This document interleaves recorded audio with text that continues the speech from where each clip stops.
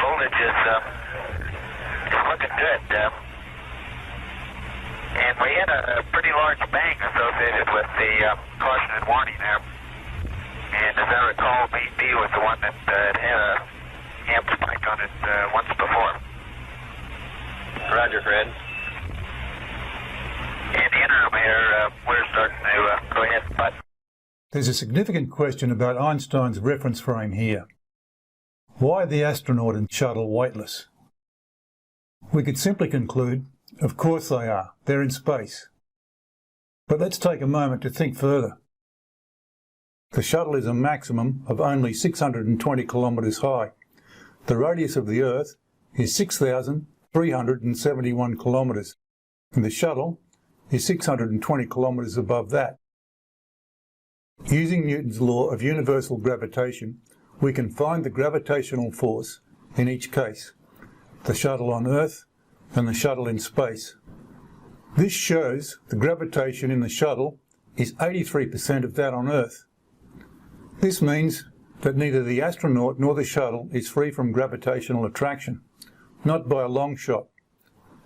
So why are they floating about? The answer is that they're in free fall. Unless an intervention takes place, they'll be in free fall for eons.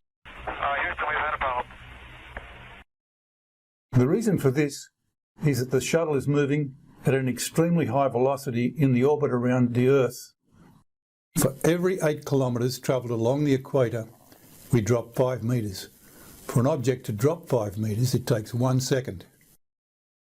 So if we're travelling at 8 kilometres a second, we'll drop at exactly the same rate as the Earth falls away beneath us. Watch this segment carefully and you'll see that as the spacecraft falls, its velocity is just enough to ensure that the Earth falls away by the same amount underneath it.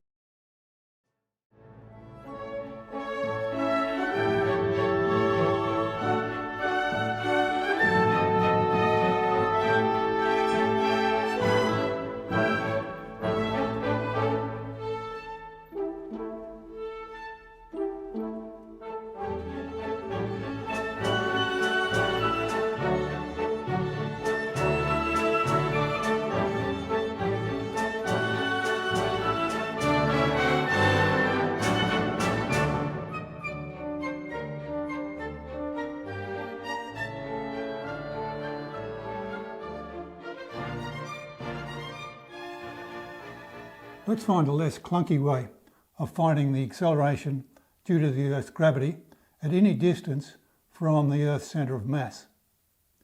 In this case, the distance will be 6,371 kilometres because the shuttle is sitting on the surface of the Earth.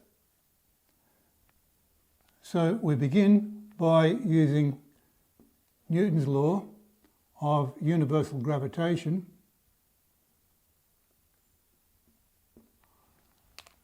where big G is the universal gravitational constant, big M is the mass of the Earth, little m is the mass of the satellite, and in this instance, the radius is going to be the radius of the Earth. As a first step, we divide both sides by m, little m. So that gives us F on little m is equal to G, big M, on r squared. Now this is actually the gravitational field equation. So I'll just write that there, gravitational field.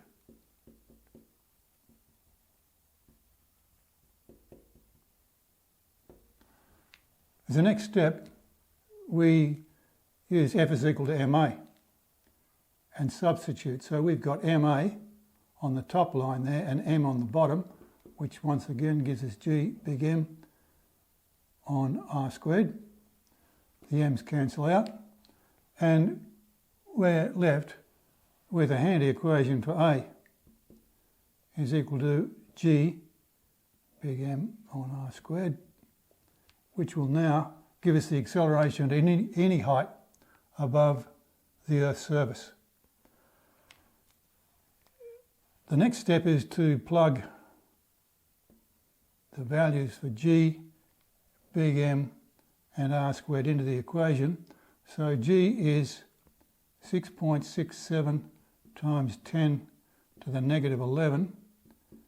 Big M, the mass of the Earth, is 5.97 times 10 to the plus 24 kilograms, and dividing that through by the radius of the Earth, or the distance from the centre of mass, gives 6,371 kilometres, so times 10 to the 3, all squared. And evaluating that gives us a very familiar value, which is 9.81 metres per second, which is equal to the gravity, the strength of gravity on the Earth's surface. Now, let's raise the height of the shuttle to 620 kilometres above the Earth and check the value of 83% for that level in the film clip.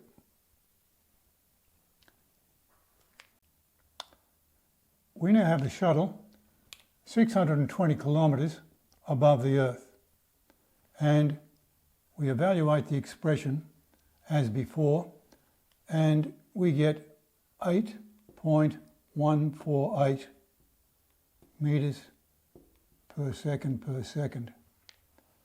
As a percentage of G, this becomes 8.148 divided by 9.81 times 100%, which gives us 83%, as we saw in the clip. You have an excellent gravitometer on your iPhone, and it's very instructive to see how this works.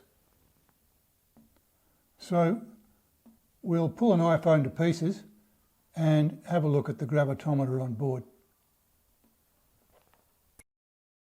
The first thing to notice when opening the iPhone is that the contents are almost all battery. The logic board takes up nearly all of the remaining space, and the accelerometer is on the back of that. You can see that it is very tiny, measuring only 3 millimetres by 3 millimetres.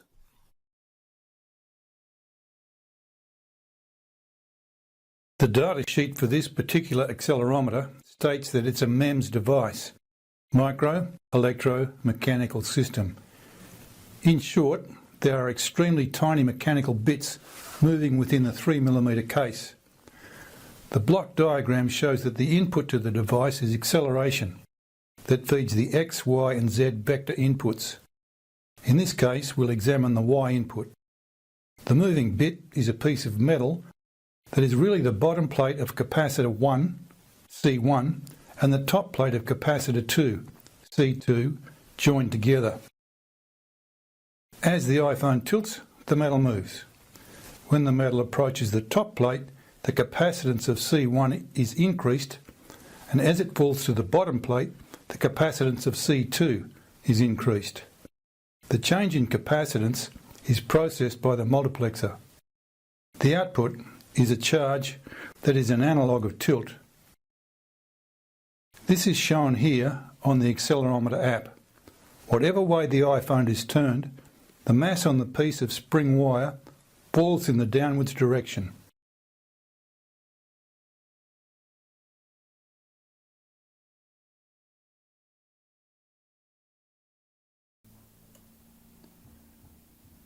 This proof mass is an analogue of the iPhone nanometer mass. It's an accelerometer by itself. The mass is attracted to the centre of the Earth, and the spring wire registers that attraction. We might wonder how much less that attraction would be if we transported this device to the moon. So let's check. As before, we have A is equal to big G, big M on R squared. G is universal, so it will be the same on the Moon as it is on Earth, 6.67 times 10 to the negative 11, and the mass of the Moon is 7.346 times 10 to the 22 kilograms. The radius of the Moon is 1.737 times 10 to the 6th, and we square that and we'll get our answer. So when it's evaluated, we find that the acceleration due to gravity on the Moon is 1.625 meters per second, which is approximately the Earth's gravitational attraction divided by 6. Now, there's an amazing coincidence here which worried Einstein greatly, and it's quite easy to have a look at that. So let's do it. To understand the coincidence that worried Einstein, look at these two equations. The first one says, when you push something, it moves. The second one says, when you don't push something, it moves. It's obviously the second one that's suspicious. Of the four fundamental forces, it's gravity that doesn't fit. Each of strong nuclear, weak nuclear, and electromagnetic is associated with a particle that's been discovered. The graviton hasn't been discovered. This is almost certainly due to the fact that Einstein's general theory of relativity doesn't require gravity to make things fall or for the Earth to travel around the Sun. On his way to formulating this theory, Einstein had three significant ideas. They are that gravity vanishes in a freefall, that gravity and acceleration are equivalent, and that no experiment can be done to tell the difference between the two. Unlike Einstein, we have access to a gravitometer on our phone. So let's check this out.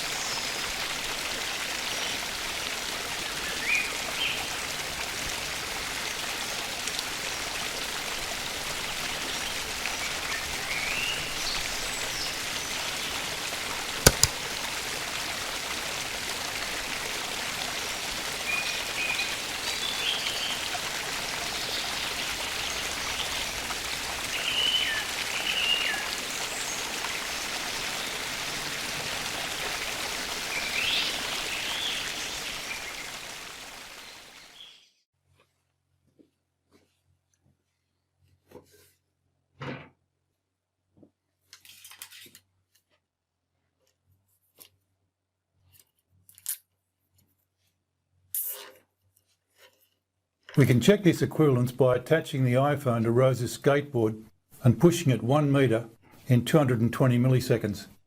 As a result, it will register 9.8 metres per second, or the same as the acceleration due to gravity.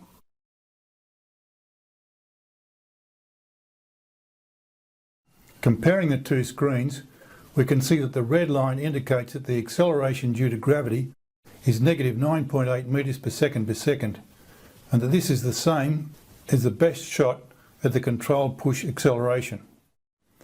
It's easy to see the mechanics of this with a wooden box, since we can observe the proof mass. Turning the box on its side alters the angle between the force of gravity and the proof mass. Now the proof mass is vertical.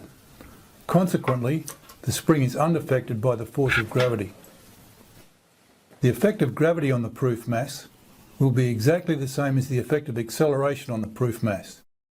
The brass mass will behave in the same way as the skateboard accelerates at approximately 9.8 metres per second. The effect of gravity and acceleration are identical.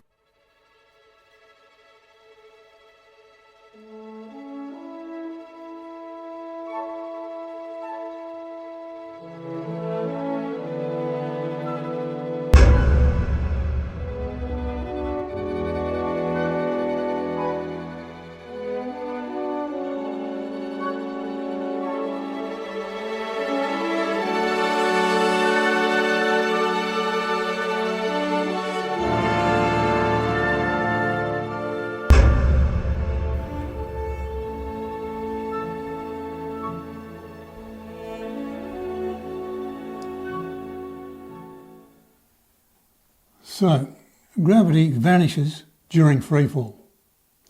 It's equivalent to acceleration, and you can't tell the difference between the two.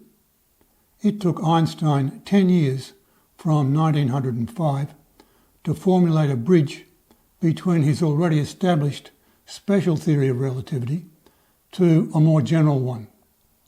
Astonishingly, this led to the greatest breakthrough in the annals of science as a human endeavour. Einstein discovered that the space-time continuum itself was curved by mass.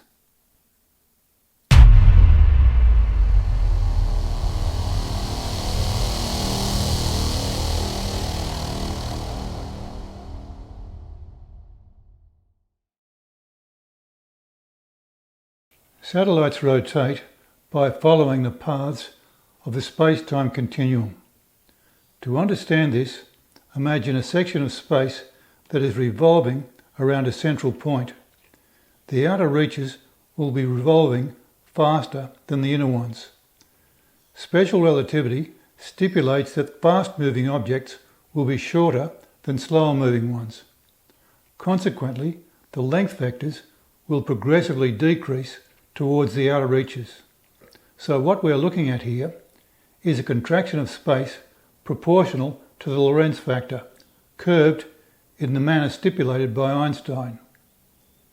The theory of general relativity predicted that the Sun would curve the trajectory of space by 1.72 minutes of arc. A method was soon found to measure the deflection of light travelling along this trajectory. To be able to see the stars close to the Sun, the experiment needed to be conducted during a solar eclipse. The experiment was performed during the total eclipse of May 1919. Spectacularly, the result of this experiment was found to be correct, well within the limits of experimental error.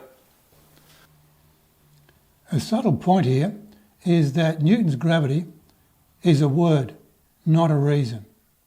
It was Einstein who supplied the reason. The space-time continuum is curved by mass, and acceleration and gravity are equivalent. Now, if you think about it, in this case, acceleration should also bend light. This turns out to be the easiest of these profound ideas to visualise. Here we have a reference frame, 3 times 10 to the 8 metres wide. We can accelerate it upwards at 9.8 metres per second and inject light through this aperture to the other side, in which case in 1 second it will fall 9.8 metres.